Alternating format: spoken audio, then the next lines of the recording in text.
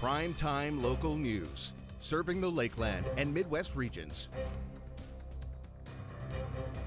A local nonprofit is receiving a big investment from the government of Saskatchewan to help fund their critical services. Lloydminster Interval Home Society is receiving a $160,000 investment from the provincial government. The Interval Home is an organization that helps find safety for women and children that are victims of domestic violence. Since their start in 1980, they have helped over 6,800 women and 8,400 children. MLA Colleen Young knows how important this organization is to Lloydminster and is grateful knowing that this money is going to a good place.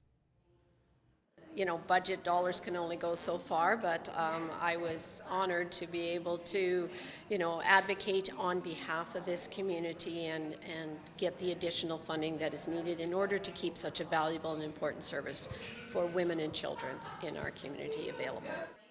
The Interval Home has had a hard time since COVID. They saw a dip in volunteer numbers, which affected their operations. With things starting to return to normal, CEO Angela Rooks-Trutzuk knows this additional funding can help support their organization. That working on both sides of the equation is the best answer to decreasing the numbers of domestic violence. So we do have programming to work with perpetrators of violence, teaching them, better stress coping mechanisms, teaching them about the power and control wheel, and helping them supporting them to use different behaviors in relationships. This investment is additional funding to the $358,000 they received from 2023 to 2024. Clayton Smiley, owner of Prophet River Holdings, was the speaker at today's Rotary meeting. His company is known in Lloyd as Prophet River Firearms, and he was asked to speak about and give some clarification on the federal government's passing of Bill C-221. I think people just want clarification on what is actually being banned and confiscated, and like as far as handguns go, where they've banned transfer of handguns for target shooters. More information on Bill C-21 can be found in a number of places, including the Government of Canada's website, or you can contact Prophet River Holdings. Multiple vendors and attendees came together last Friday to celebrate Indigenous culture. Our Leo Cruzat has more details about the event. Music, dancing,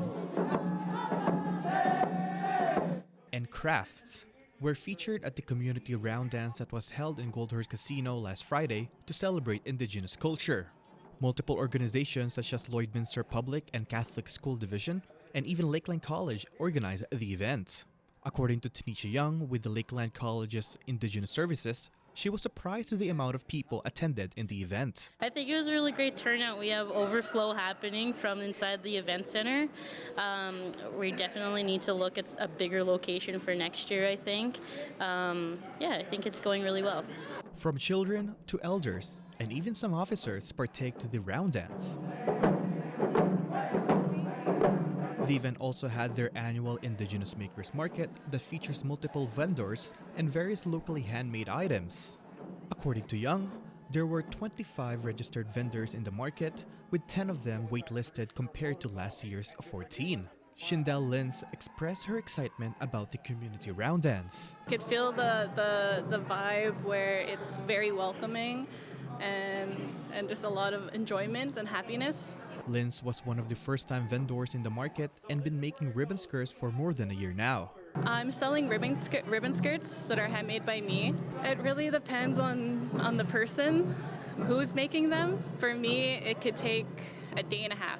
While there's no information yet for next year's event, Young is hoping to have a much more bigger space to accommodate more vendors and people in the event. She added that future vendors can reach out to the Indigenous Student Services if you want to be part of the Futures Makers Market. Lee Cruzat, Primetime, Local News.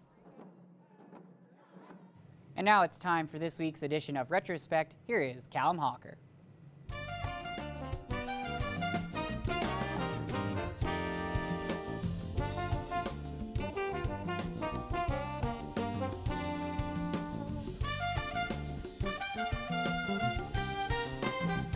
This week in Retrospect, we take a look in 1995, where a roller hockey league gears up for its second year of action.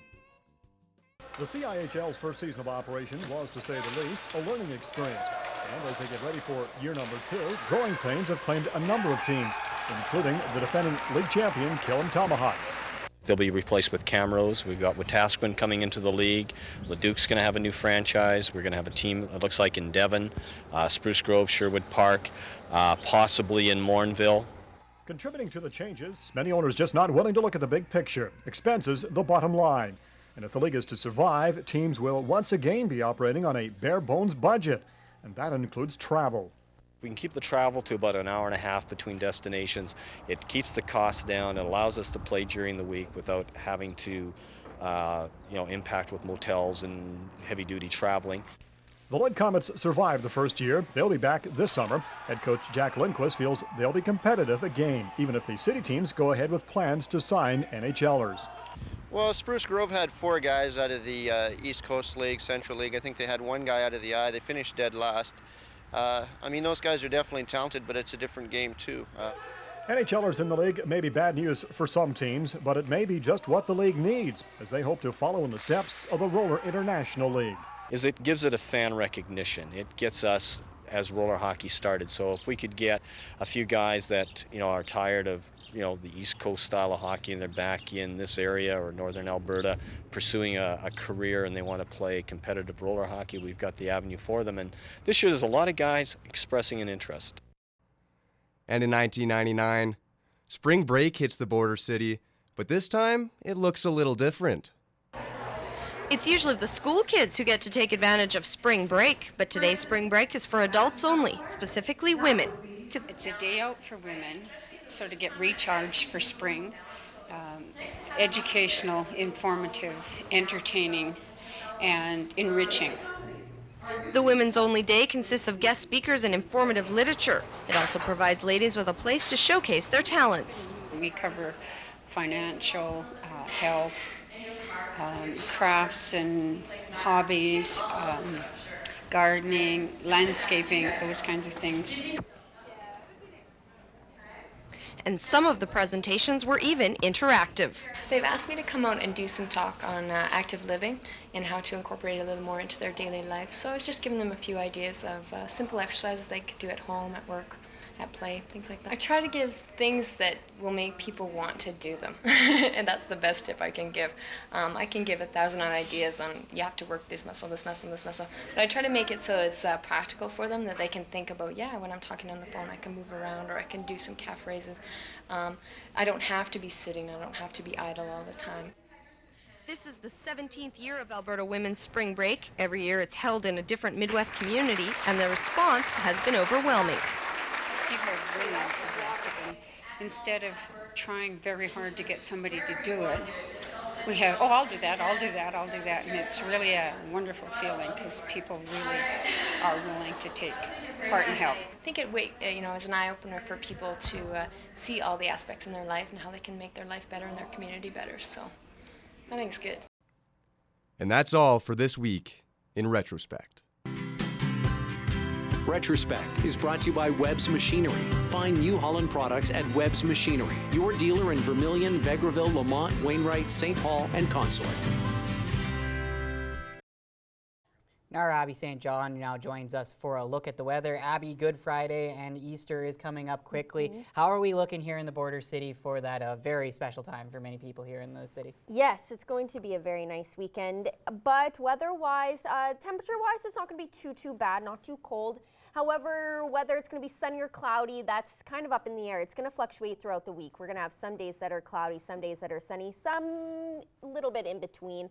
But for right now, we are going to sit quite cloudy. We saw a little bit of sun this morning, and then clouds started rolling in as we went throughout the day. It's -4 currently. It feels closer to -12 with that wind chill, so it does feel quite chilly out. And with that wind speeds of 35 kilometers per hour, it is quite a windy day out. And we are going to see cloudy conditions tomorrow as well, as in some of later on in the week as well. Current temperatures in Alberta, -3 in Provost and Edmonton, -2 in Wainwright and Marwayne, also out in St. Paul, -1 in Vegreville and Bonnyville, and out in Vermilion, 0 in Cold Lake and +1 in Lac La Biche. In Saskatchewan, -3 in Isle Cross and St. Walburg, -1 in Pierceland and Meadow Lake, -2 in Green Lake and Macklin, and -4 in Maidstone and in North Battleford. If we take a look at North Battleford overnight tonight, -16 will be your overnight temperature. Clear skies is predicted, but wind speeds coming up to 22 km/h, so it's going to feel quite cold out tonight. And then tomorrow, expect a daytime high of -4, so it's going to feel quite brisk out, a little bit cold as we go throughout the day with that wind at 26 km/h, but it should be a mostly sunny day out with just a little bit of cloud coverage throughout.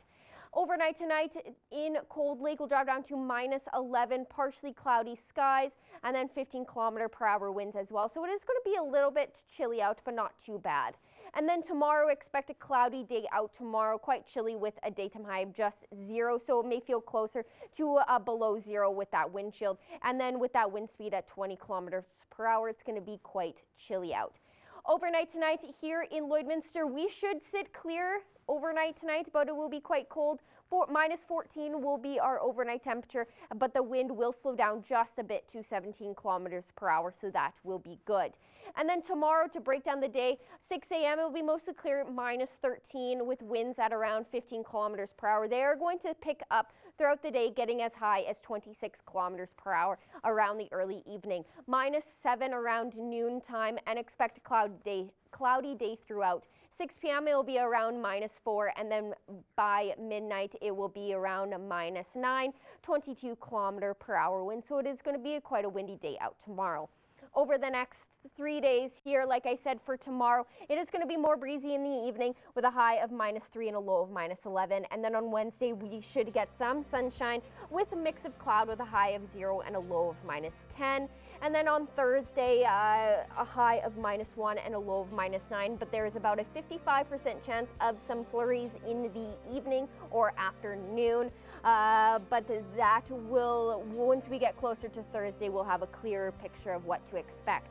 That is a first look at your evening weather forecast. We'll have more news coming up after the break.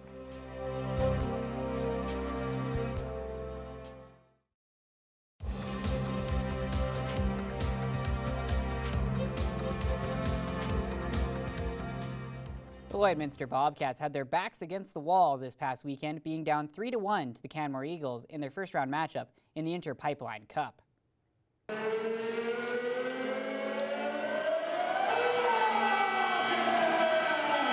The Lloydminster Bobcats had to win at home for Game 5 after dropping both games earlier in the week in Canmore. Both teams came storming out of the gate with a disallowed goal and plenty of huge hits. Midway through the first, the Bobcats were down a man, but that didn't stop the captain.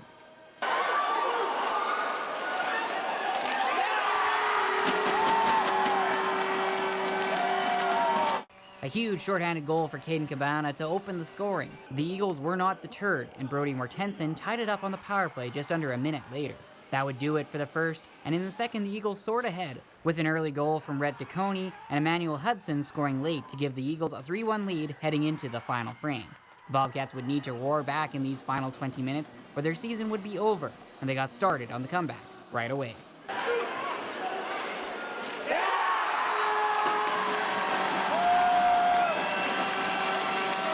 Ishan Mitu would score 38 seconds into the third, and this goal would re-energize both the Bobcats and the crowd. The Eagles could only hold off the Bobcats' momentum for so long, and Benacoin would tie it up with only 7 minutes left. It looked like the game would head into overtime, but Benacoin wasn't done.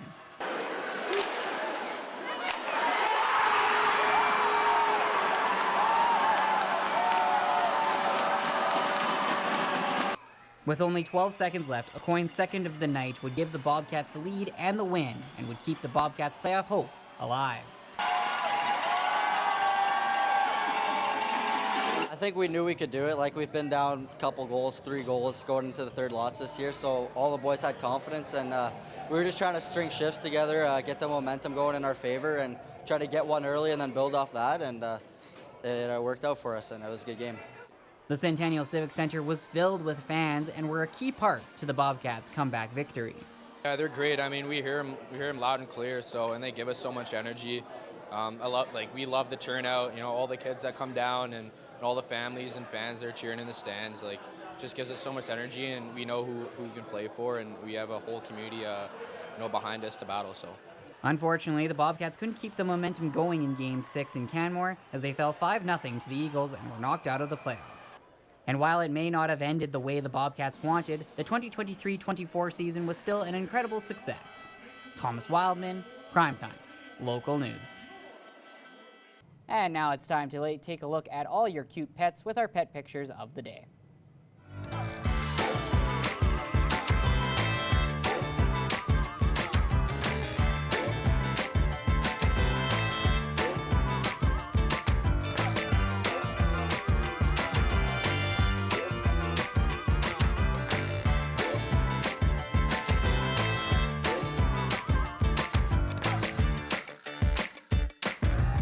We want to see your pets. Send photos of your pet and their name to have them featured on Pet of the Day.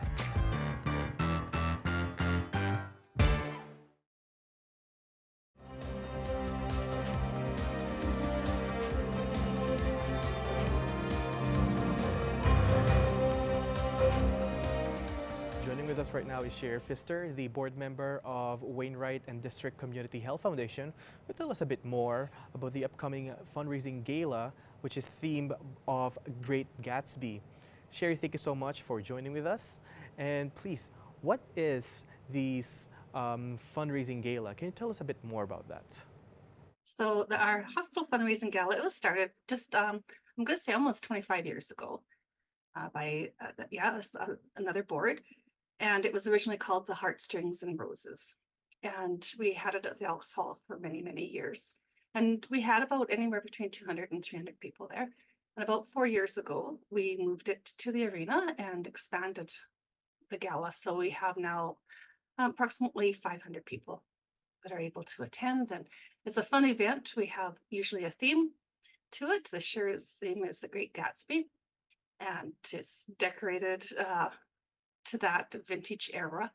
And so we encourage people to dress to the theme if they'd like to. It's really a semi-formal to formal event. We don't want to discourage people from coming if they don't have anything to wear. So honestly, if it's semi-formal and that's what you're comfortable in, we do have, there's people that come dressed like that. But we have lots of fun. People come very formal if they're comfortable with that. And we have lots of fun. Our board has lots of fun putting this together. So the decorating and deciding how we're going to do it is a lot of fun. The tables, we sell tables for $900 for an 8-person table. Individual tickets are $125 a piece. And all of our funds go to the healthcare within our community. Now, since this is a fundraising gala, I'm assuming this is open for everyone? Oh yes, for sure. For sure. It's open to everybody who would like to come. And like I said, it's anywhere from a semi-formal to formal event. And this year's the 1930s vintage theme. So yeah, you dress like you would like to, and you can get a ticket from myself or even just going onto the Wainwright District and Community Health Board website, and you can purchase a ticket online. Any board member will also have a ticket for you. Now, for the people that are interested to be in the fundraising gala, what do people gonna expect to this event? Is there something different from previous years? So every year our theme is different, and but they'll still expect to see our complimentary champagne when you first come in, and quite a formal event. We will still have the silent auction and live auction items. Our meals are really geared toward the theme of the event. So this year you're expecting to see like a 1930s meal for the time. We have a silver service table that we auction off as well. And it goes to the highest bidder and they get a special meal. And again, I'm not going to tell you what that is because it's always a surprise for the night. But yeah, we've had great success with that. And they have that table has their own waiters and they get served on just individually for the first 3 or 4 hours of the night. Once again, for the people who are interested to go to the fundraising gala, how do people buy the tickets? So the tickets are for sale. You can go online to Wainwright Community and District Health Foundation website. You can purchase them online with an e-transfer through myself or any of our board members. And just, yeah, jump on the website. All of our phone numbers are on there to contact us. Well, thank you, Sherry, for giving us more information regarding about this upcoming gala or the fundraising gala, and we hope people are going to be more interested about attending and buying tickets, and this is going to be for the greater cause. Thanks, Leo.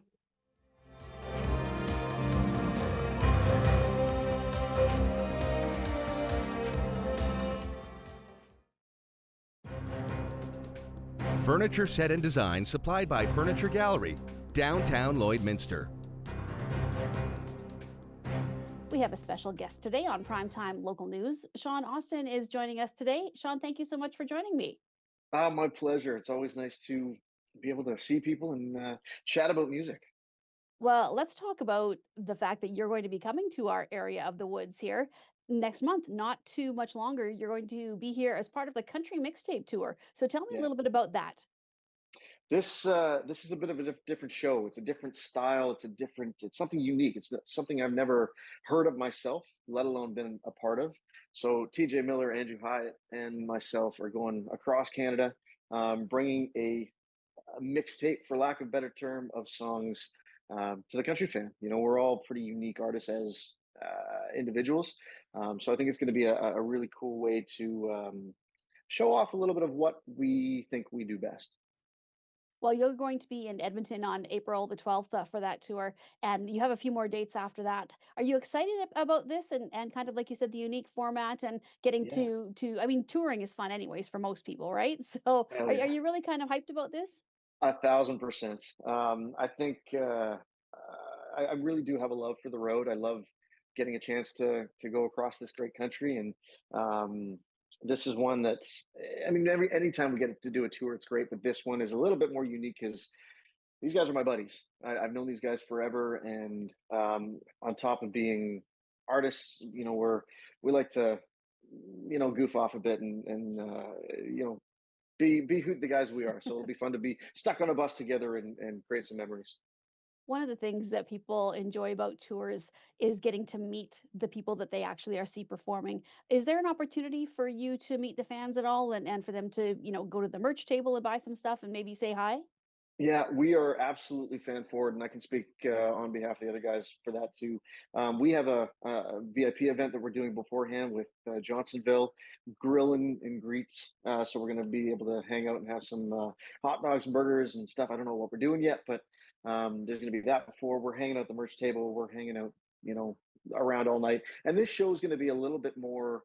It's high energy, but we've put so many different elements into it in a short amount of time that there's some intimate chances to you know, have that fan interaction, and they can see some different sides of what we do as well. Now, this is coming at a good time for you as well because you have a new album coming out. So tell me about that. Yeah, that one I feel like we've been working on this one for a while. And this is we're releasing, yeah, in a few weeks, right before the tour starts. And you know, obviously that's purpose built. We do that for a reason. And but this one is it's another collection of songs that I think not only are a little bit envelope pushing for me, but truly the best work to date. I've said that in the past, but I think that this jump is probably the greatest one that I've ever had professionally and as an artist. And I'm beyond excited for this to get out into the world. And I think there's a lot of different things that the country fan and those who know me in the past and my music will um, be able to dig into. There's some, you know, classic Sean Austin stuff and some stuff that's really probably where I'm going to continue to go in the future. Were you involved with writing on all of the songs on the new album? So, funnily enough, I haven't recorded one of my own songs for some time. Country's a little bit of a unique space where I write like crazy, and I've had, you know, it's always a pleasure that a lot of people, or you know, people have cut my music. But we kind of work on a best song wins, and when I write something, maybe it doesn't fit me, but somebody will send me a song that goes, oh, you know, this is great. My last single, "Settle for a Drink," was a Morgan Wallen song that, you know, just happened to work great for my sound. So it's funny how that industry, that world works. But it's yeah, this is it's all stuff that I relate with greatly, but didn't put a pen to paper as much as I wish I did. When you are putting out an album, there's obviously a ton of work involved. How do you decide which songs are the ones that make the cut? Because I know in a lot of cases I've spoken with artists and they're like, well, we could have had 30 songs on this if we wanted to. So what in Yeah. your mind, when you make the decision, what does a song need to have to make the cut for an album? Yeah, we go through hundreds of songs to boil it down to however many we're putting on the project. But truthfully, it's first off authenticity. It has to be real. It has to be something that I relate with and something that I think that the country fan relates with. Because I think more than anything, country fan will see through fake. So it has to be something that really drives a memory home or a thought or a feeling that people can connect with. And then on top of that, for me, I really focus on how I think things will equate to the live show.